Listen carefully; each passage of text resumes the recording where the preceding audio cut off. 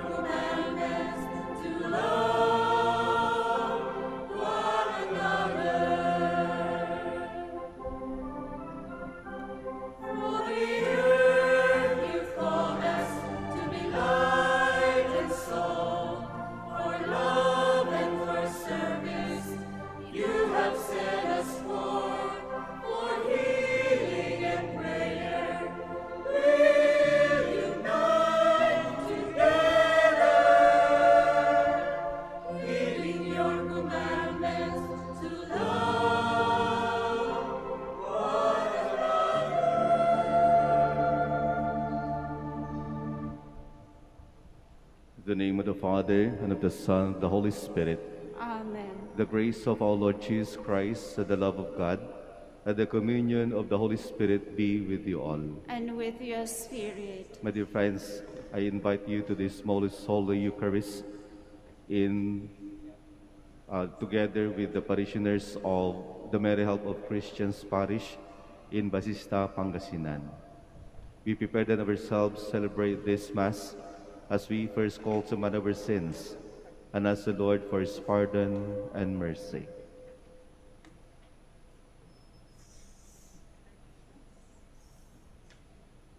We all say, I confess to Almighty God and to you, my brothers and sisters, that I have greatly sinned in my thoughts and in my words, in what I have done and in what I have failed to do.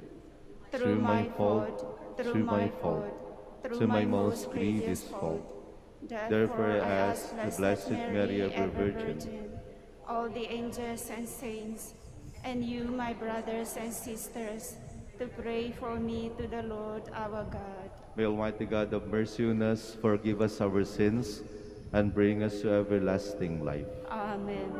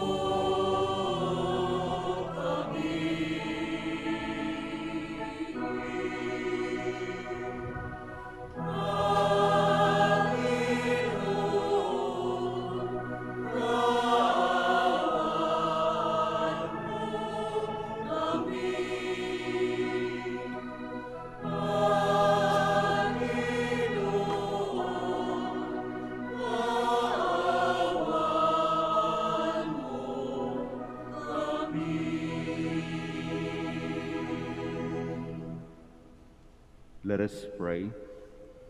Grant, Lord God, that we, your servants, may rejoice in unfailing health of mind and body, and through the glorious intercession of Blessed Mary, ever Virgin, we may be set free from present sorrow and come to enjoy eternal happiness.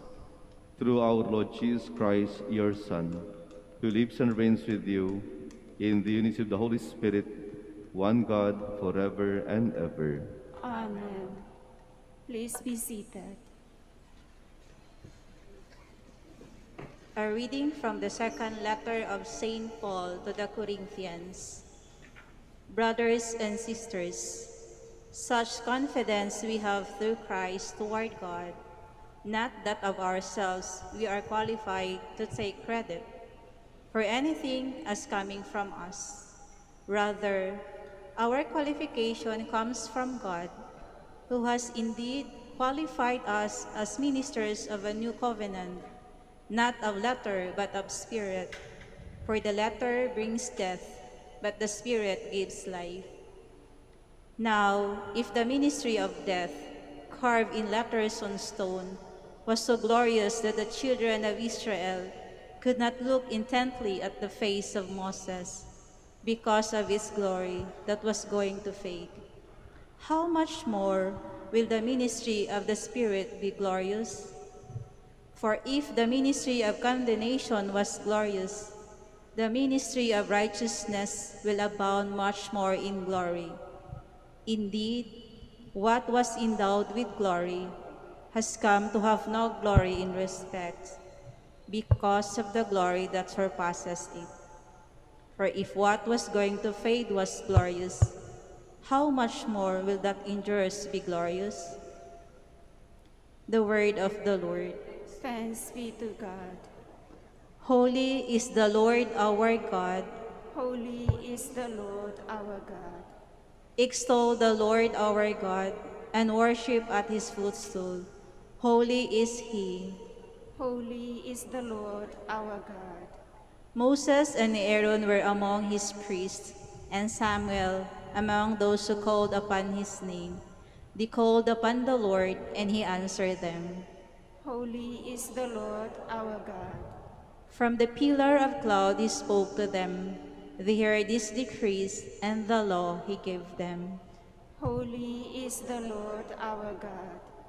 O Lord our God, you answered them, a forgiving God who were there for them, though requiting their misdeeds. Holy is the Lord our God. Extol the Lord our God and worship at his holy mountain, for holy is the Lord our God. Holy is the Lord our God. Please all stand to honor the Holy Gospel.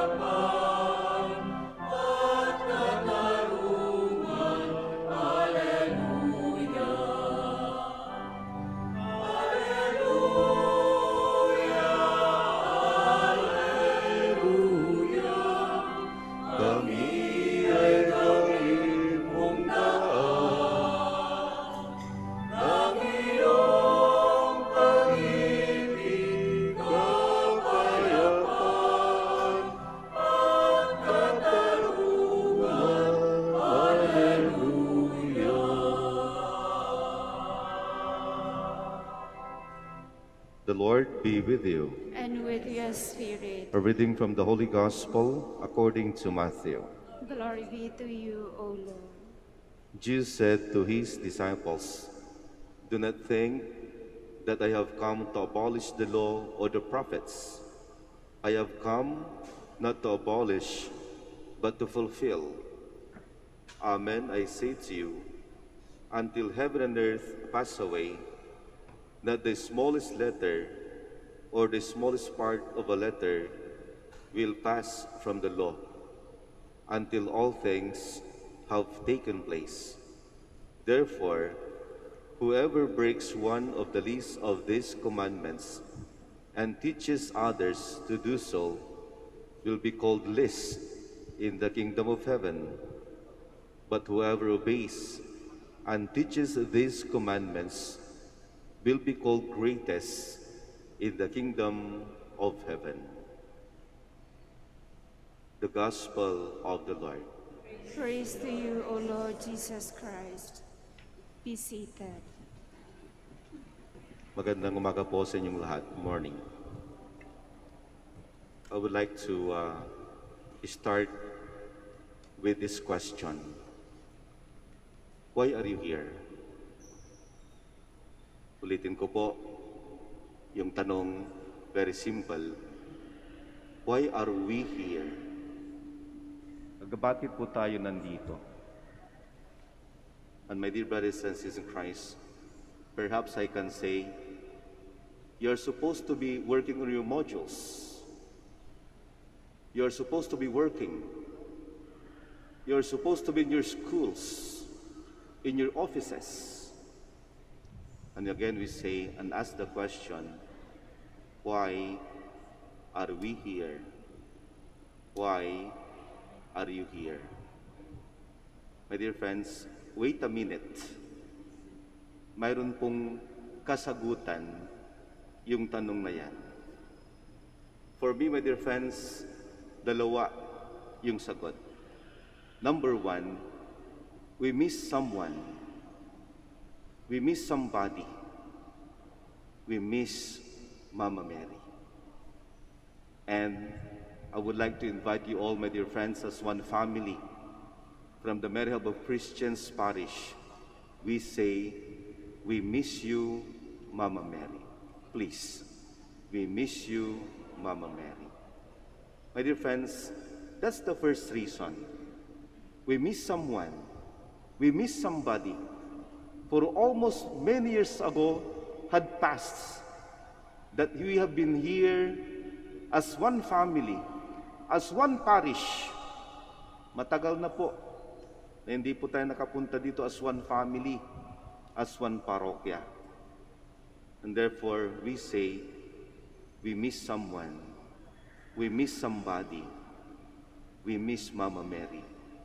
We miss Our Lady of Manaoag, the patroness of the Archdiocese of Lingayen and Dagupan. That's the first one, my dear friends. And secondly, it is true, my dear friends, that the month of May is already over. We are now in the month of June. And properly speaking, my dear friends, in all other parishes also, the Mayflower Festival or Santa Cruzan is already culminated. Perhaps sabihin natin, May 29, May 30. Itong mga araw na ito, itong mga dates na ito, usually ang dates ng culmination sa iba't ibang parokya. And this is second reason, my dear friends, that I would like us to remember. For me, it is very symbolic that we culminate our Mayflower Festival with Our Lady of Manaoag, with our patroness. And my dear brothers and sisters in Christ, since we are also symbolically culminating our Mayflower Festival in our parish Mary Help of Christians, Basista, Pangasinan, then let me tell you, perhaps we say and we make the word culminate as an acronym. Gawin na lang nating acronym yung word na culminate. Culminate. And culminate, my dear friends, spelled as C-U-L-M-I-N-A-T-E.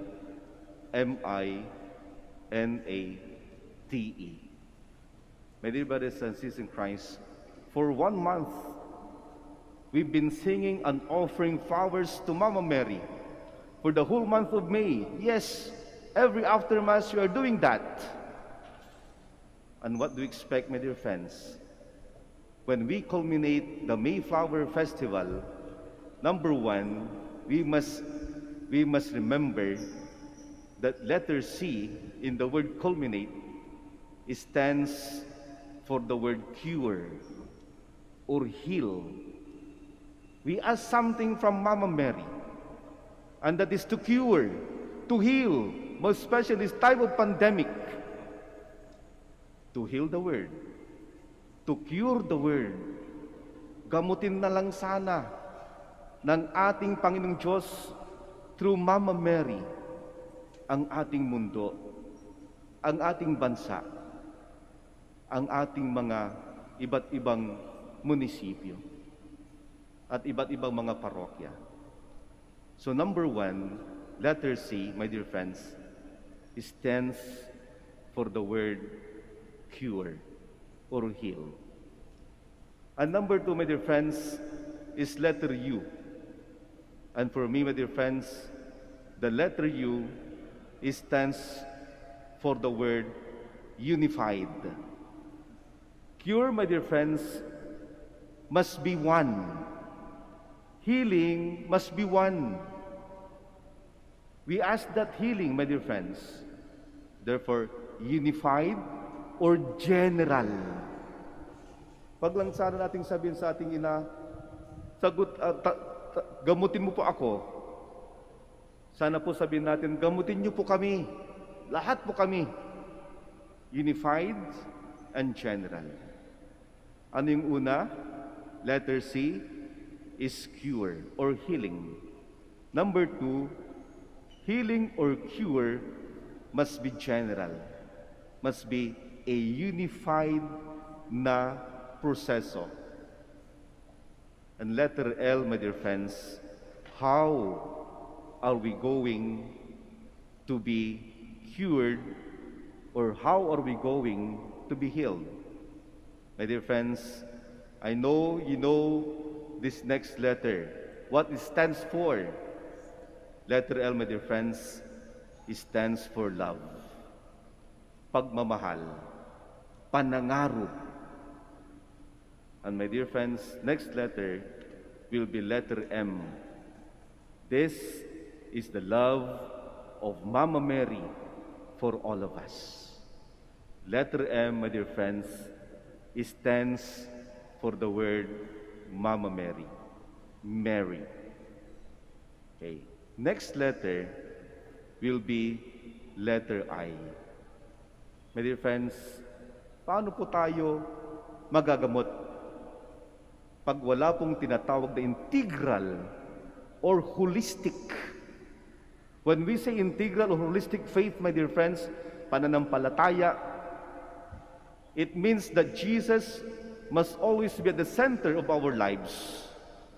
Siya po palaging nasa sentro sa ating pong pananampalataya, sa ating pong pamumuhay. Integral, holistic faith. It means Jesus is at the center of our faith. Jesus is at the center of our lives. Okay. Next letter, my dear friends, is letter N. Another thing. No. Letter N stands for double N.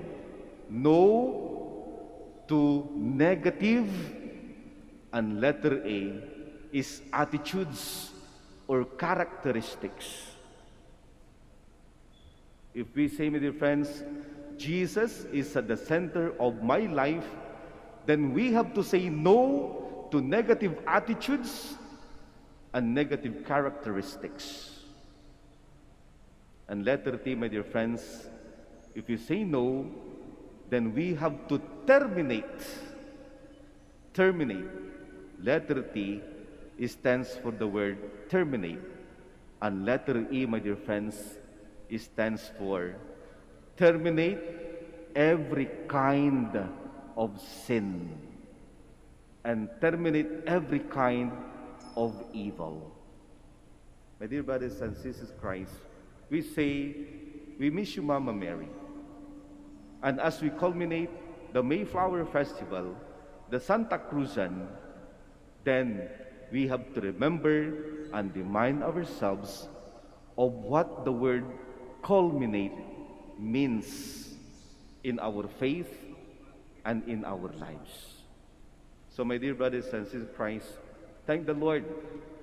In spite of the pandemic, we were still allowed to go and come here as one family, as one parish of the Mary Help of Christians, Basista, Pangasinan. And so we say, thank you, Lord. Thank you, Mama Mary, for allowing us to visit you. God bless, and God bless the Mary Help of Christians Parish, Basista, Pangasinan. Amen. Please all stand.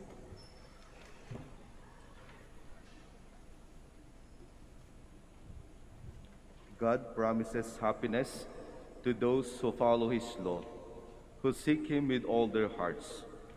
Let us pray to Him now in that common bond of fidelity, and let our response be, Lord, hear our prayer. Lord, hear our prayer. That the Holy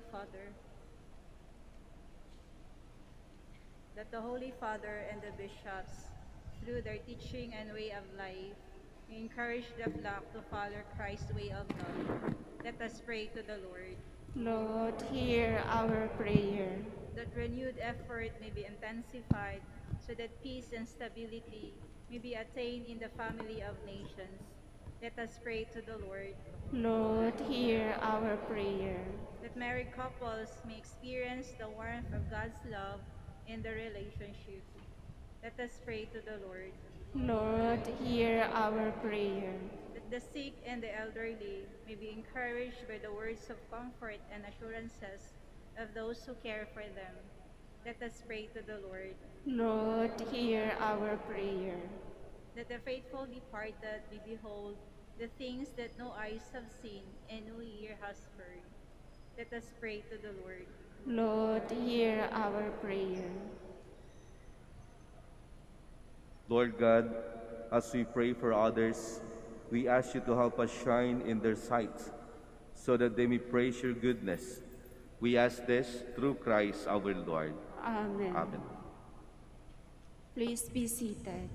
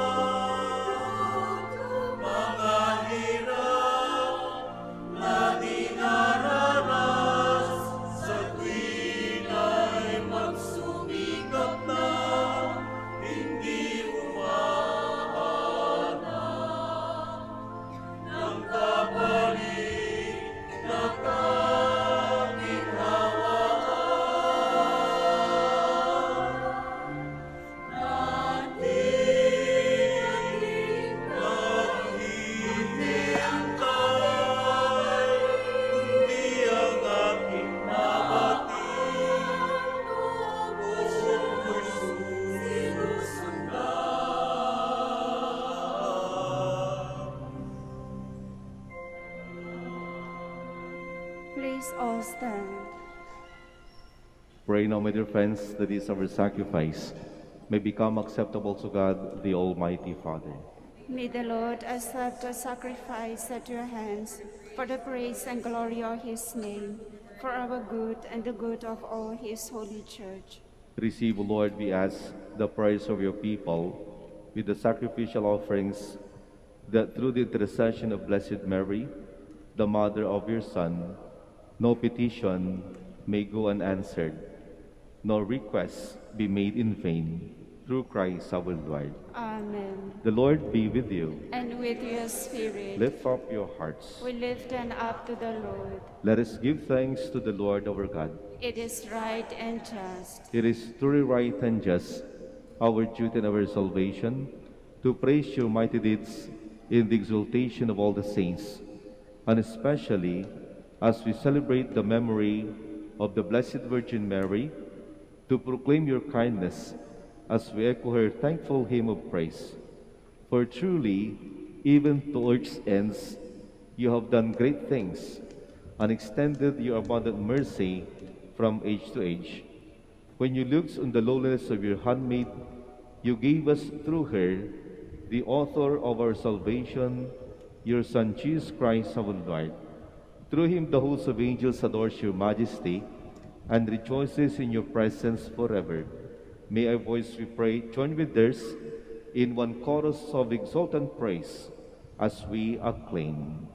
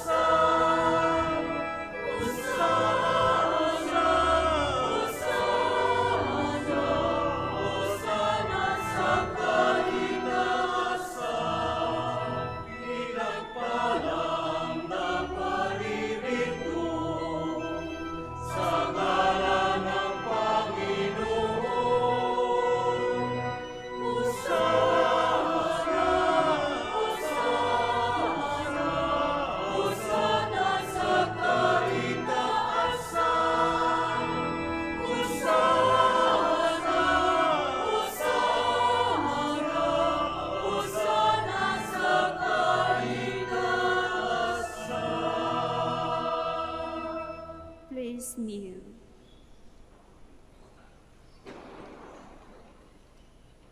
You are indeed holy, O Lord, the fount of all holiness.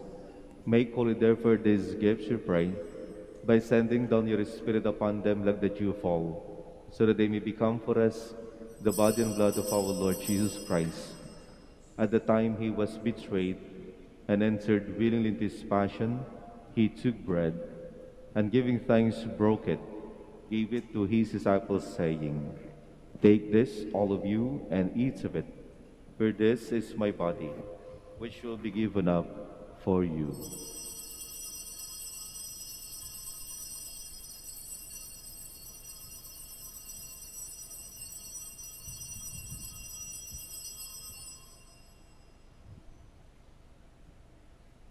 In a similar way, when supper was ended, he took the chalice, and once more giving thanks, he gave it to his disciples, saying, "Take this, all of you, and drink from it, for this is the chalice of my blood, the blood of the new and eternal covenant, which will be poured out for you and for many for the forgiveness of sins. Do this in memory of me."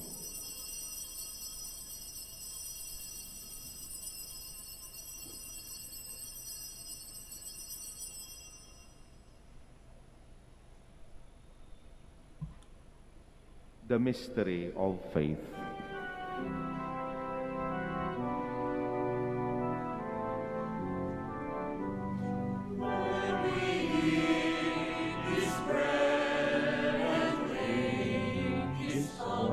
We proclaim your death, O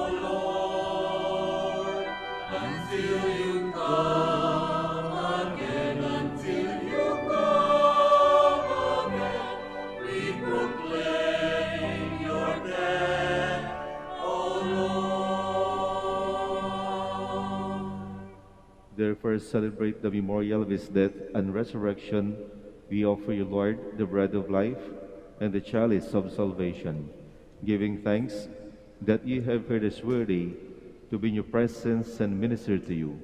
Humbly we pray that partaking of the body and blood of Christ, we may be gathered into one by the Holy Spirit. Remember, Lord, your church spread throughout the world, and bring her to the fullness of charity, together with Francis, our Pope, Socrates, our Bishop, Fidelis, his auxiliary, and all the clergy. I invite you now, my dear friends, to remember all our beloved dead.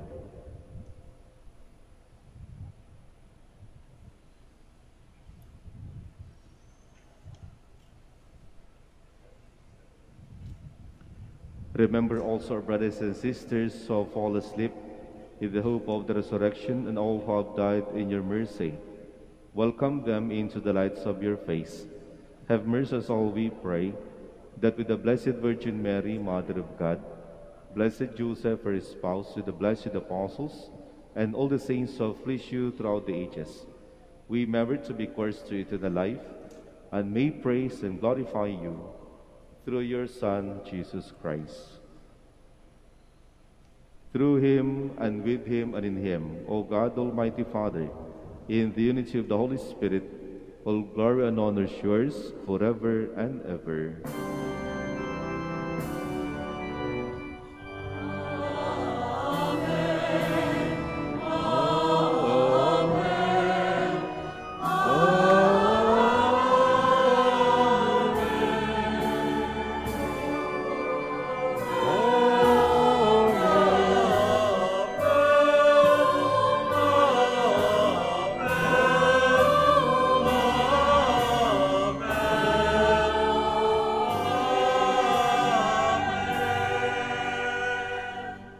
Please all stand. We now pray the Lord's Prayer.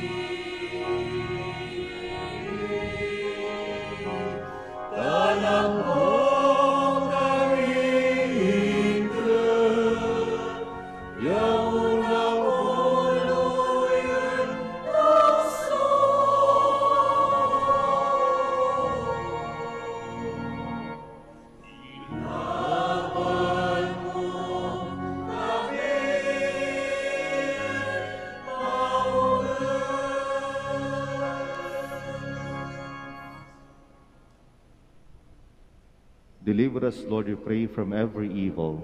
Grace to grant peace in our days, that by the help of your mercy we may be always free from sin, and safe from all distress as we await the blessed hope and the coming of our Savior, Jesus Christ. For the kingdom, the power, and the glory are yours, now and forever. Lord Jesus Christ said to your apostles, "Peace I leave you, my peace I give you. Look not on our sins, but on the faith of your church, and graciously grant her peace and unity in accordance with your will, who live and reign forever and ever." Amen. The peace of the Lord be with you always. And with your spirit. Let us offer each other the sign of peace. Peace be with you all.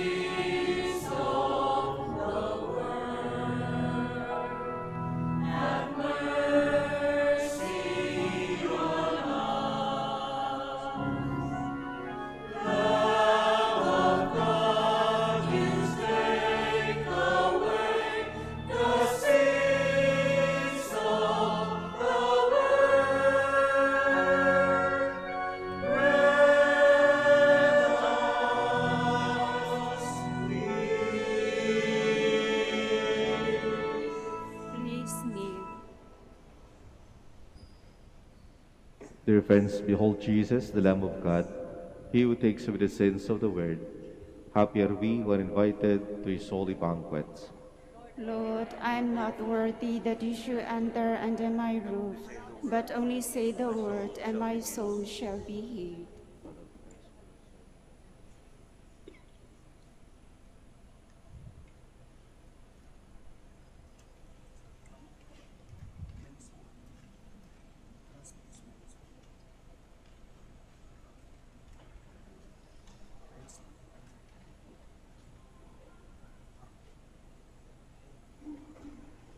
The body of Christ. Amen. Amen.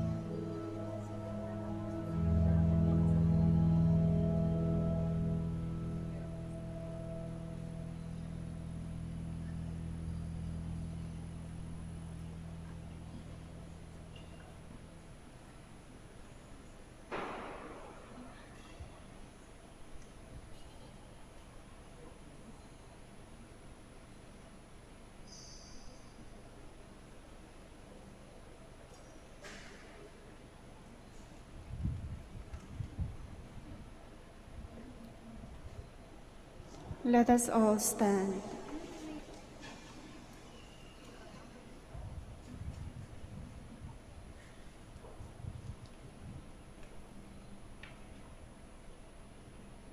Let us pray. As we receive this heavenly sacrament, we beseech you, Lord, your mercy, that we who rejoice in commemorating the Blessed Virgin Mary may, by imitating her, serve worthily the mystery of our redemption. Through Christ our Lord. Amen. So after the Mass, we shall have the prayer for the blessing of the sick. The Lord be with you. And with your spirit. May Almighty God bless you all, the Father, and the Son, and the Holy Spirit. Amen. For celebration is ended, we all go in the peace of Christ. Thanks be to God.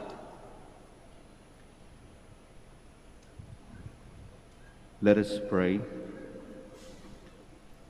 God, our Almighty Father, by your blessing, you give us strength and support in our frailty. Turn with kindness toward our sick brothers and sisters, free them from all illness, and restore them to good health. Through the intercession of Our Lady of the Rosary of Manaoag, so that in the sure knowledge of your goodness, they will gratefully bless your holy name. We ask this through Christ our Lord. Amen. Amen.